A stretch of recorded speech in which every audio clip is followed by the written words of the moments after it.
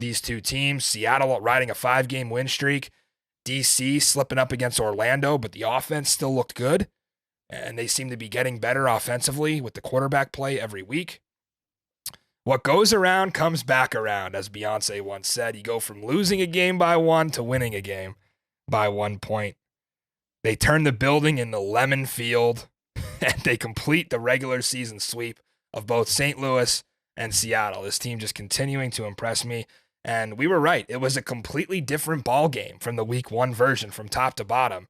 Two contrasting offensive styles we saw.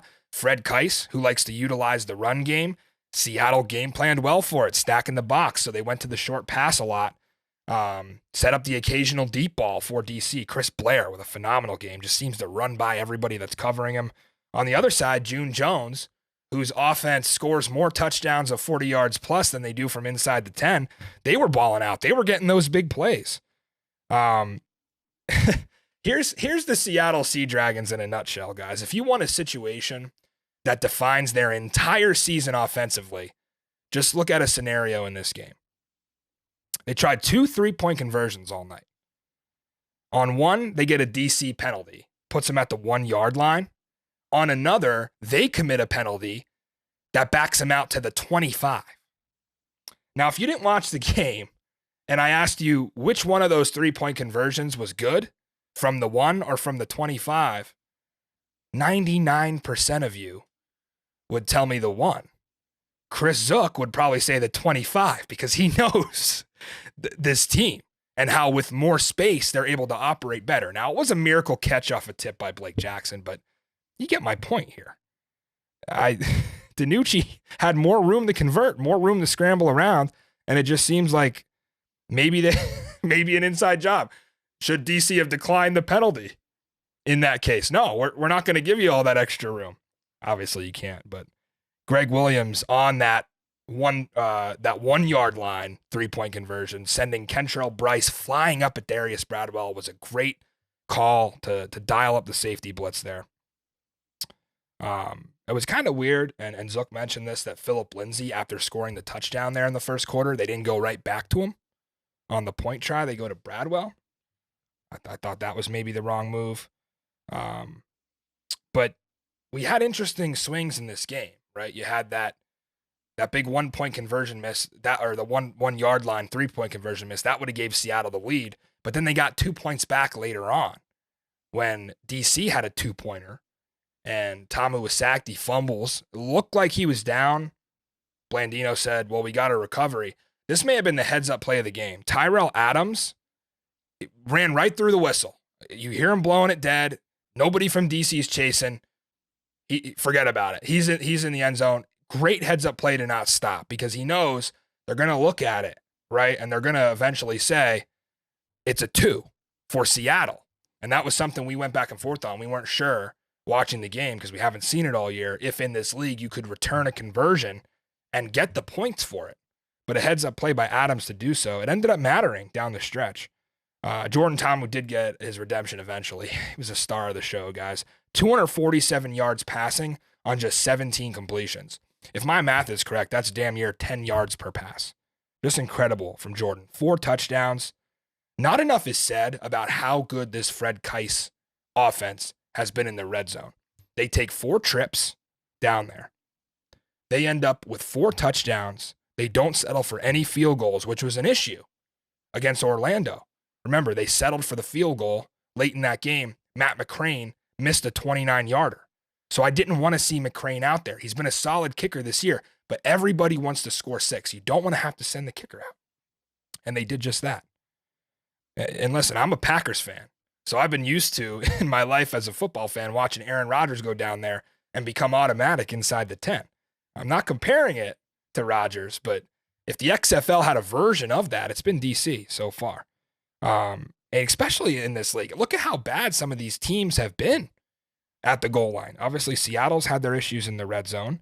Vegas just lost in overtime because they couldn't get 5 yards on a conversion. In the Houston-San Antonio game, in that overtime period, we saw 6 tries from the 5-yard line. One of them was converted. So it has not been easy for these offenses on the goal line. Arlington and Orlando. It feels like they were settling for field goals all day inside the 10 in their game. That's where DC stands apart. They capitalize. Jordan Ta'amu is not a diva quarterback. He doesn't have like that energy that DiNucci brings. He doesn't get fired up like him, but sometimes I think it's a little better to stay even keeled. Some of the other guys in the league, Brandon Silvers has been chirping at the officials all year. AJ McCarron will get really upset and mad at his guys if they're not where they need to be. And sure, it's a sign of a great leader, but Jordan just stays cool. And he got cooked a few times in this game. He had to leave for a few series, playing on a busted shoulder.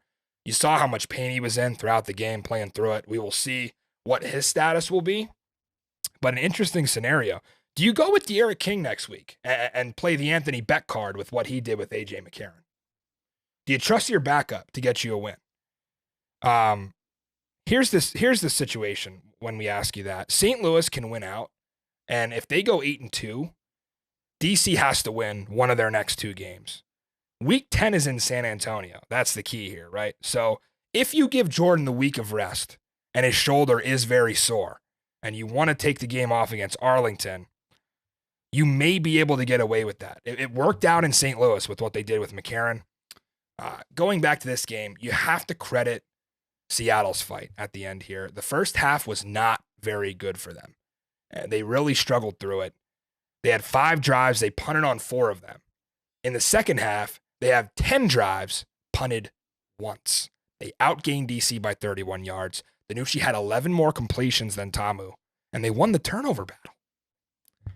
Again, another box score win for the Dragons, the same way it was in week 1. Now, it wasn't as exaggerated as it was in week 1, but again, they just were not able to make enough plays, even with 18 points in the fourth quarter. Scared the hell out of me, but DC made the big plays on O, and they made the big plays on D. That Francis Bernard batting the ball up in the air, and that mighty Joe Wallace swallows it for the pick. Santos Ramirez got to DiNucci on that 2-point conversion try. And Mike Joseph with a great play at the end there on 4th and 15 to bat it down from Josh Gordon. He's been clutch all season. Like I said, the second time Seattle looked better in the second half than DC and just came up short. And the Dragons needed this one badly. We're going to get to tiebreakers here coming up in our power poll and tell you exactly why they needed this one so badly. They're not dead yet. DC clinches the playoff berth, one more win away from that playoff game with the Beer Snake in Audi Field. Victory Monday, just feeling better every time. It felt so good to bounce back. I was getting Orlando flashbacks, I'm not going to lie, down the stretch when they were putting the fourth quarter together that they did. They snuck out. They get a win. Credit Reggie Barlow, Greg Williams, Fred Keiss, and all the players. Hell of a job. And Von Hutchins for putting this roster together.